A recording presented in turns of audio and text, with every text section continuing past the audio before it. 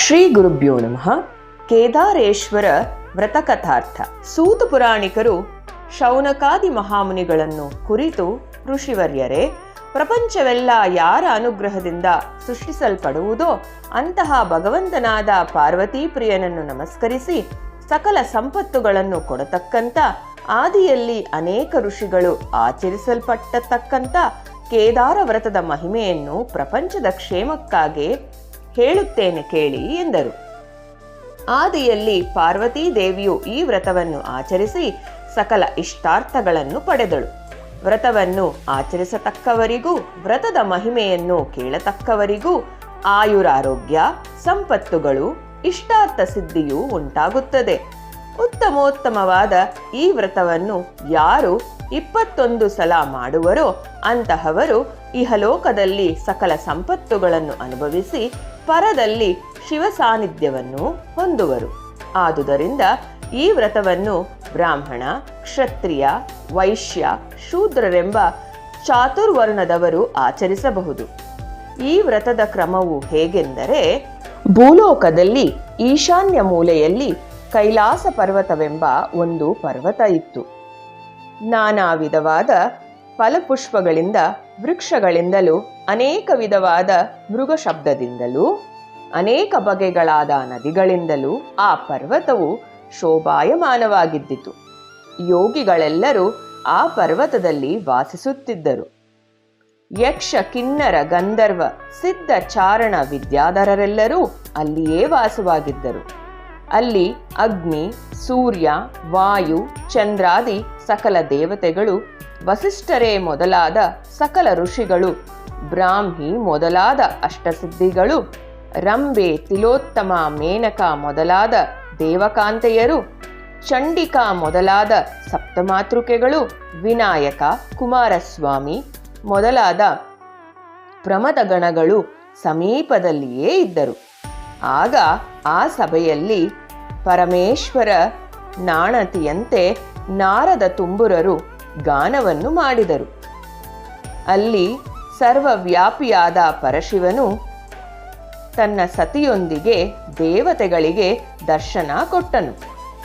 ಆ ಮಹರ್ಷಿಗಳು ಸಕಲ ಶ್ರಾವ್ಯವಾಗಿ ಗಾನವನ್ನು ಮಾಡುತ್ತಿರಲಾಗಿ ಅವರ ಗಾನಕ್ಕೆ ತಕ್ಕಂತೆ ತಾಳವನ್ನು ಹಾಕುತ್ತಾ ರಂಭಾದಿ ದೇವತಾ ಸ್ತ್ರೀಯರು ನಾಟ್ಯಗಳನ್ನು ಮಾಡುತ್ತಿದ್ದರು. ಅವರಲ್ಲಿ ಅತ್ಯಂತ ಸುಂದರಿಯಾದ ರಂಭೆಯು ಮನೋಹರವಾಗಿ ನಾಟ್ಯವನ್ನು ಮಾಡಿ ಈಶ್ವರನಿಗೆ ಅತ್ಯಂತ ಸಂತೋಷವನ್ನುಂಟು ಮಾಡಿದಳು. ಆಗ ಭೃಂಗೀರಿಟಿ ಎಂಬ ಪ್ರಮಥನು ಈಶ್ವರನಾನತಿಯಂತೆ ಎಲ್ಲರೂ ಪಕಪಕನೆ ನಗುವಂತೆ ಹಾಸ್ಯವನ್ನು ಮಾಡಿದನು. ಈ ಪ್ರಕಾರವಾಗಿ ಮಾಡಿದ ಹಾಸ್ಯದಿಂದ ದೇವಾದಿ ದೇವತೆಗಳೆಲ್ಲರೂ ಸಂತೋಷಭರಿತರಾಗಿರಲು ಪರಶಿವನು ಆನಂದದಿಂದ, ಎಲೈ ಭೃಂಗಿಯೇ, ನಿನ್ನ ಹಾಸ್ಯ ವಿದ್ಯೆಯಿಂದ ನನಗೆ ಅತ್ಯಂತ ಸಂತೋಷವಾಯಿತು ಎಂದು ಬಹಳವಾಗಿ ಆದರಿಸಿದನು. ಆಗ ಭೃಂಗಿರಿಟಿಯು ಪಾರ್ವತೀ ದೇವಿಯನ್ನು ಬಿಟ್ಟು ಪರಮೇಶ್ವರನಿಗೆ ಮಾತ್ರ ಪ್ರದಕ್ಷಿಣೆ ನಮಸ್ಕಾರವನ್ನು ಮಾಡಿದನು.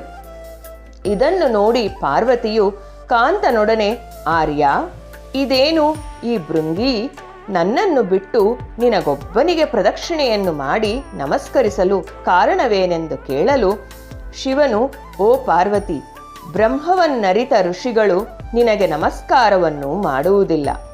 ಅವನಿಗೆ ನಿನ್ನಿಂದ ಯಾವ ಕಾರ್ಯವೂ ಇರುವುದಿಲ್ಲವೆಂದು ಹೇಳಿದನು. ಈ ರೀತಿಯಾಗಿ ಪತಿಯು ಹೇಳಿದ ವಾಕ್ಯವನ್ನು ಕೇಳುತ್ತಲೇ ಅತ್ಯಂತ ಕೋಪದಿಂದ ಪಾರ್ವತಿಯು ತನ್ನ ಸ್ಥಳವನ್ನು ಸರ್ರನೆ ಬಿಟ್ಟು ಮೇಲಕ್ಕೆದ್ದು ತನ್ನ ಶಕ್ತಿಯನ್ನು ಆಕರ್ಷಿಸಿ ಸಭೆಯಲ್ಲಿದ್ದ ದೇವತೆಗಳು, ಮಹಾಮುನಿಗಳು ಎಷ್ಟು ಬಗೆಯಾಗಿ ಪ್ರಾರ್ಥಿಸಿದರೂ ಶಾಂತಳಾಗದೆ ಸಭೆಯಿಂದ ಹೊರಟು ಹೋದಳು. ಭಾರ್ಯ ವಿಯೋಗದಿಂದ ಈಶ್ವರನು ಬಹಳವಾಗಿ ವ್ಯಥೆಯನ್ನು ಹೊಂದಿದನು. ಪತಿಯ ಸಾನ್ನಿಧ್ಯವನ್ನು ಬಿಟ್ಟು ಗಿರಿಜೆಯೂ ಸಹ ಪತಿವಿಯೋಗದಿಂದ ಉಂಟಾದ ವ್ಯಸನದಿಂದ ಬೇಯುತ್ತಾ ಅರಣ್ಯಗಳನ್ನು ದಾಟಿ ಪ್ರಸಿದ್ಧವಾದ ಗೌತಮ ಮುನಿಯ ಆಶ್ರಮವನ್ನು ಸೇರಿ ಅಲ್ಲಿ ಮಹಾಮುನಿಯು ಇಲ್ಲದಿರಲು ಒಳಗೆ ಕುಳಿತು ಬಿಟ್ಟಳು.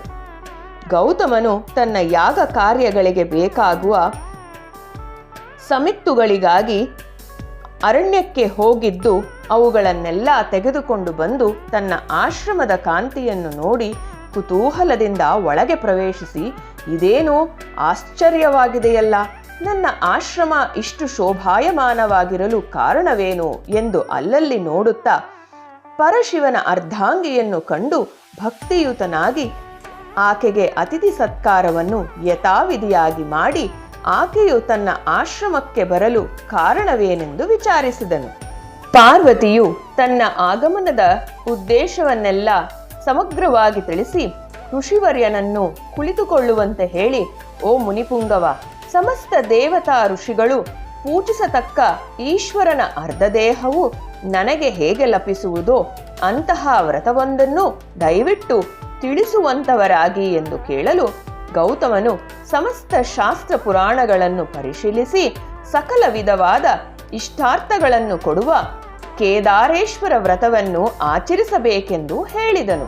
ಆಗ ಪಾರ್ವತಿಯು ಗೌತಮನ ಮಾತನ್ನು ಕೇಳಿದೊಡನೆಯೇ ಆನಂದದಿಂದ, ಓ ಮಹಾಮುನಿಯೇ, ಆ ವ್ರತವನ್ನು ಮಾಡತಕ್ಕ ವಿಧಿಯು ಹೇಗೆ ಎಂಬುದಾಗಿ ಕೇಳಲು, ಗೌತಮನು, ಓ ಪಾರ್ವತೀ ದೇವಿಯೇ, ಅಶ್ವಯುಜ ಶುದ್ಧ ಅಷ್ಟಮಿ ದಿನ ಮನುಷ್ಯನು ಪರಿಶುದ್ಧನಾಗಿ ಬಿಳಿಯ ಬಣ್ಣದ ಪಟ್ಟು ಅಥವಾ ನೂಲಿನ ದಾರವನ್ನು ಕೈಗೆ ಕಟ್ಟಿಕೊಂಡು ಆ ದಿನ ರಾತ್ರಿ ಉಪವಾಸ ಮಾಡಬೇಕು. ಆ ದಿನ ಮೊದಲ್ಗೊಂಡು ಅಮಾವಾಸ್ಯೆಯವರೆಗೂ ಕೇದಾರೇಶ್ವರನನ್ನು ಪೂಜಿಸಬೇಕು. ಈ ವ್ರತದ ವಿಧಾನವು ಹೇಗೆಂದರೆ, ಪ್ರತಿದಿನವೂ ಪ್ರಾತಃ ಕಾಲದಲ್ಲಿ ಎದ್ದು ಪರಿಶುದ್ಧರಾಗಿ ಮನೆಯ ಒಂದು ಪ್ರದೇಶದಲ್ಲಿ ಧಾನ್ಯ ರಾಶಿಯನ್ನು ಮಾಡಿ ಆ ರಾಶಿಯ ಮೇಲೆ ಒಂದು ಕುಂಭವನ್ನಿಟ್ಟು ಅದಕ್ಕೆ ಹತ್ತಿಯ ನೂಲಿನಿಂದ 21 ದಾರಗಳಾಗಿ ಸುತ್ತಿ ಅದರ ಮೇಲೆ ಬಿಳಿಯದಾದ ವಸ್ತ್ರವನ್ನಾಗಲಿ ಅಥವಾ ಯಾವುದಾದರೂ ವಸ್ತ್ರವನ್ನಾಗಲಿ ಸುತ್ತಿ ನವರತ್ನಗಳಿಂದಲೂ ಬಂಗಾರದಿಂದಲೂ ಆ ಕಲಶವನ್ನು ಅಲಂಕಾರ ಮಾಡಿ ಕಲಶದೊಳಗೆ ಸ್ವಲ್ಪ ಬಂಗಾರವನ್ನು ಹಾಕಿ ಗಂಧ ಪುಷ್ಪಾಕ್ಷತೆಗಳಿಂದ ಪೂಜಿಸಬೇಕು. ನಂತರ 21 ಮಂದಿ ಬ್ರಾಹ್ಮಣರನ್ನು ಕರೆಯಿಸಿ ಅವರ ಪಾದಗಳನ್ನು ತೊಳೆದು ಮಣೆಗಳ ಮೇಲೆ ಕುಳ್ಳಿರಿಸಿ ಆದಿಯಲ್ಲಿ ಪುರೋಹಿತನಿಗೆ ಪೂಜೆಯನ್ನು ಮಾಡಿ ನಂತರ ಆ 21 ಮಂದಿ ಬ್ರಾಹ್ಮಣರಿಗೆ ಪೂಜೆಯನ್ನು ಮಾಡಬೇಕು.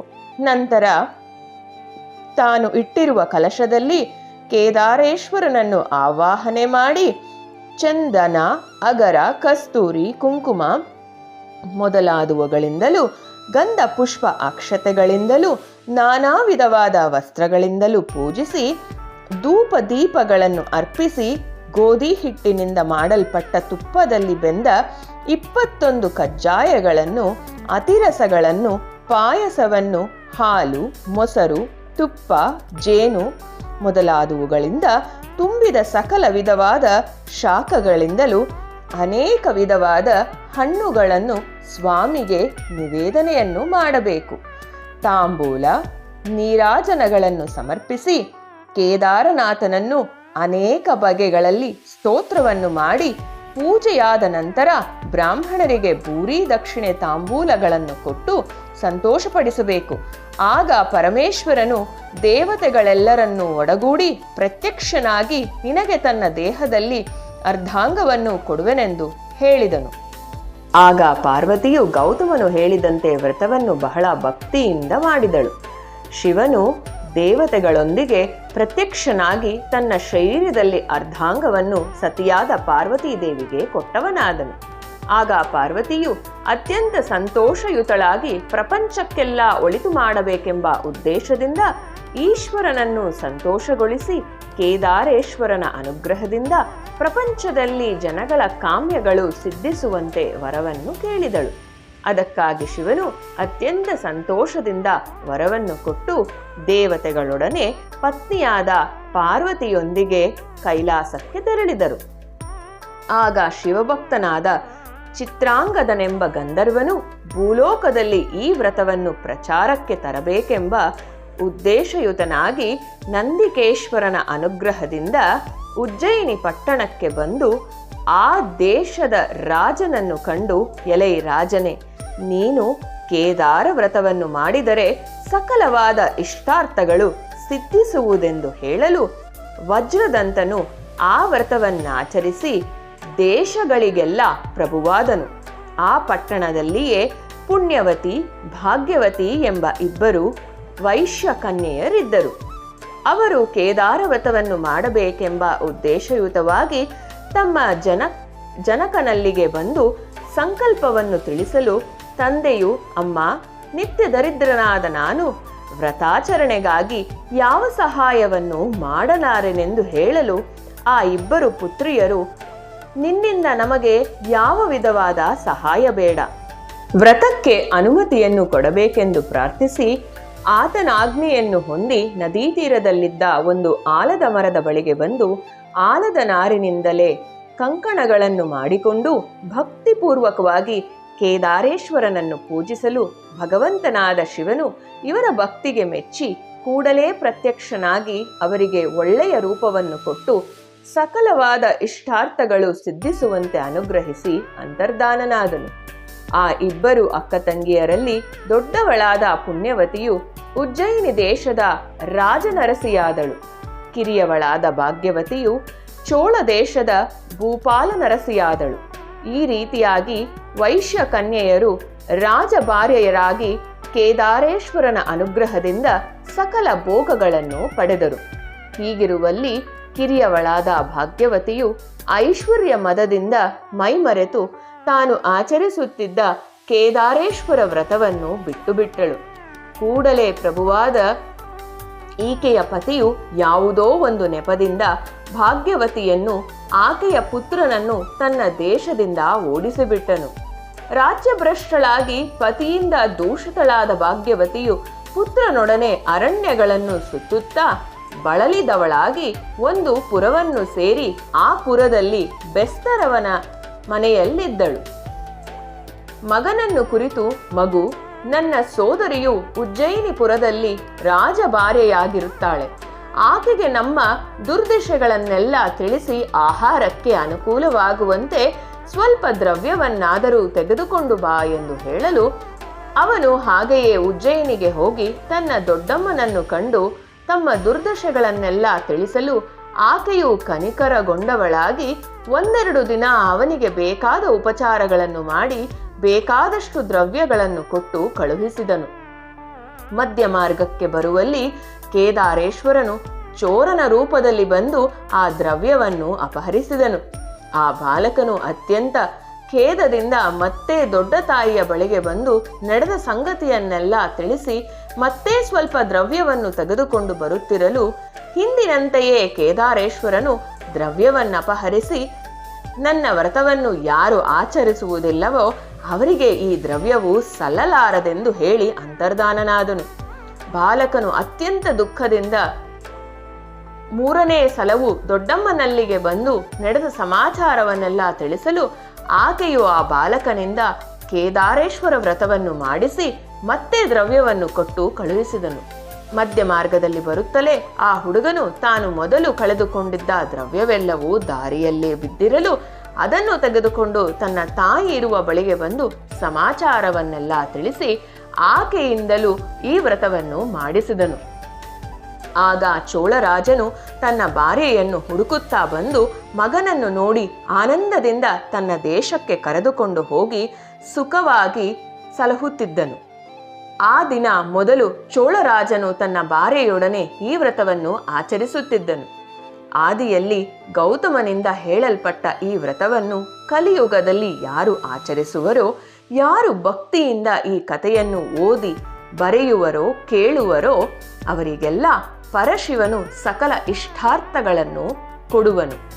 ಇತಿ ಶ್ರೀ ಸ್ಕಾಂದ ಪುರಾಣೋಕ್ತ ಪ್ರಕಾರೇಣ ಕೇದಾರ ವ್ರತಕಥಾ ಸಂಪೂರ್ಣಂ.